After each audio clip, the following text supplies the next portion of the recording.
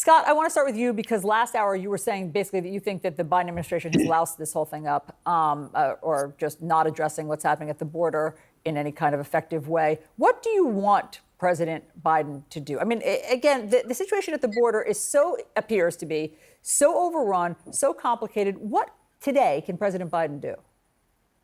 Well, he said in his statement, and the White House is saying that they think Republicans should work with Democrats. And I agree. And the Republicans who just took over the U.S. House unveiled a framework for immigration reform in December.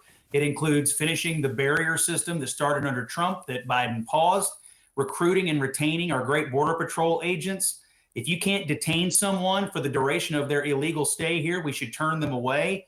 Asylum reform, targeting the cartels. There's an entire framework that Republicans laid out just a couple of weeks ago that they plan to pursue. Now, will the Senate Democrats pick up on that? Will the Biden White House pick up on that? I want to see Joe Biden put his money where his mouth is. He says he wants bipartisan cooperation. The Republicans have a plan. They laid it out. Maybe that's a starting point. Paul, what are the chances that the Democrats would go along with how Scott just phrased it? Well, Democrats want a solution, or they want at least to address the problem. Republicans want chaos. They want chaos at the border because they believe it helps them politically. Ever since Donald Trump slithered down that escalator, they've been demagoguing immigration. There is a crisis at the border, though. There is. And I actually, the executive branch, President Biden in this case, doing everything he can. He's plussed up the Border Patrol. He's adding even more agents now. They've stopped record amounts of fentanyl and record numbers of people. The courts are doing all they can. In fact, they're doing more than they're constitutionally allowed to do. Even Justice Gorsuch pointed that out today. They've gone beyond their role. Congress has to fix this. And the reason Congress hasn't fixed it is the Republicans don't want to. I know. Paul, I'm sorry. I don't mean to interrupt, but I just want to address what Scott said. Scott, I know the Democrats always say that Republicans want this as a talking point, and Republicans always say that Democrats don't show up at the table. But what about what Scott just said, that they've laid out this plan, but I don't think, would Democrats go along with continuing the border wall? Would they go along with everything that Scott just said? The Democrats have been working on this for years, and it has been at every critical juncture the Republicans that have tanked it. Now, look, there's some hope. It's not coming from the press release that Kevin McCarthy's aides put out.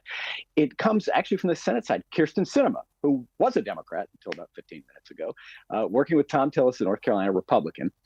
And it's not comprehensive at all, but it's a good start. Here's what they would do.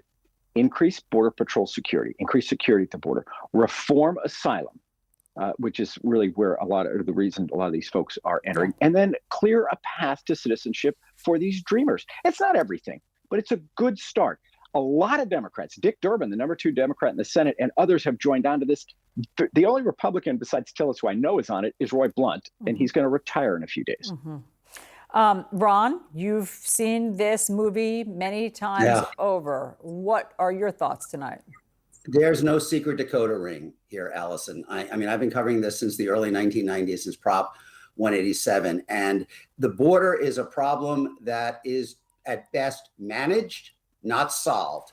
But to get a better handle on it, the ingredients of a solution have been the same for 20 years. More money for border enforcement and more money for the asylum system to clean up this huge backlog in asylum claims. Some path to legal status for the people who are here illegally, and then something that deals with the future flow of workers after this previous decade, 2010 to 2020, was the smallest population growth in American history, except for the Depression. The Senate passed that kind of package in 2006 on a bipartisan basis with Mitch McConnell among those voting for it.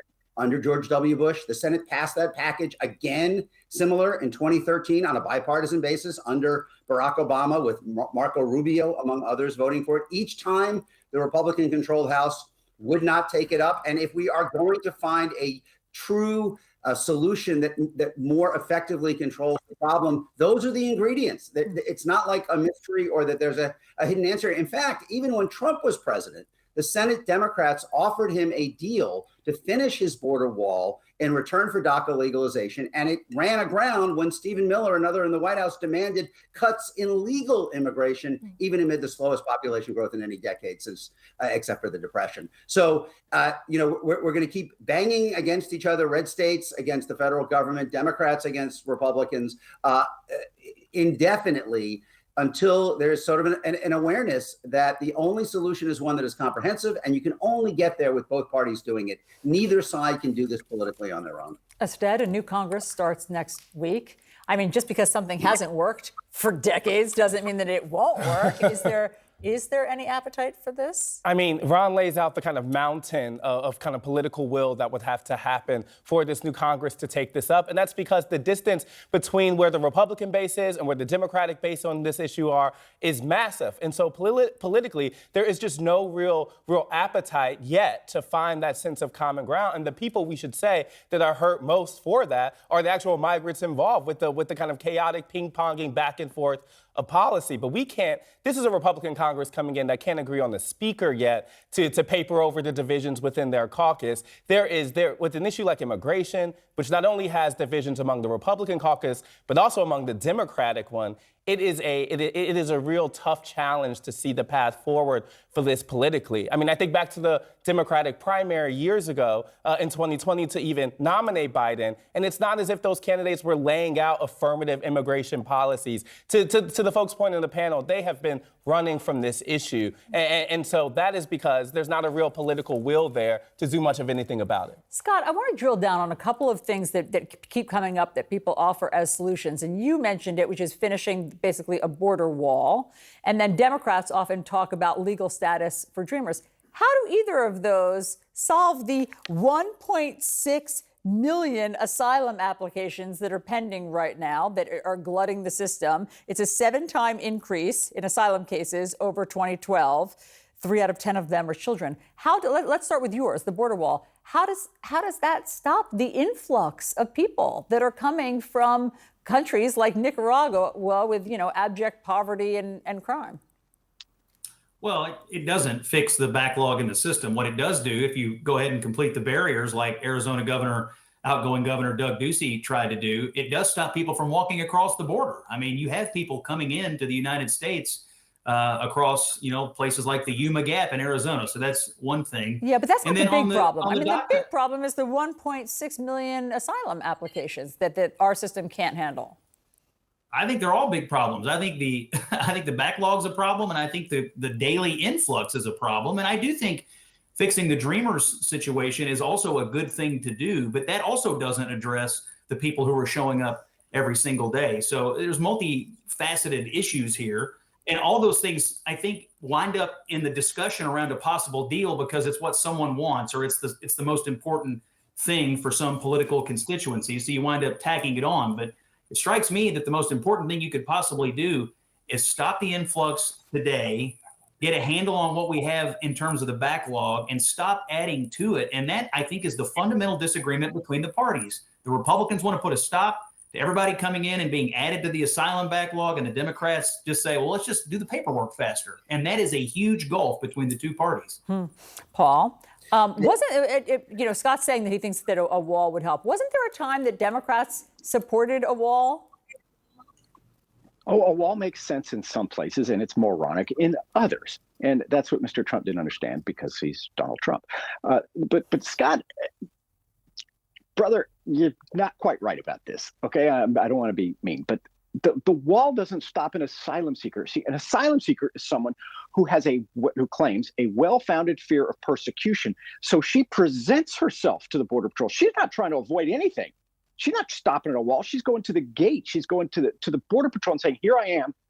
Take me in." And these are people fleeing murderous communist dictatorships. They're fleeing narco trafficker gangs that have taken over in many of these areas in Central America. The kind of folks, I mean, you'd have to shoot me if it was the only way to feed my family and to protect my children from these gangs or these communist dictators. So fundamentally, we have to have security at the border. By the way, liberals have to say that. Join me, liberals. We have to secure the border.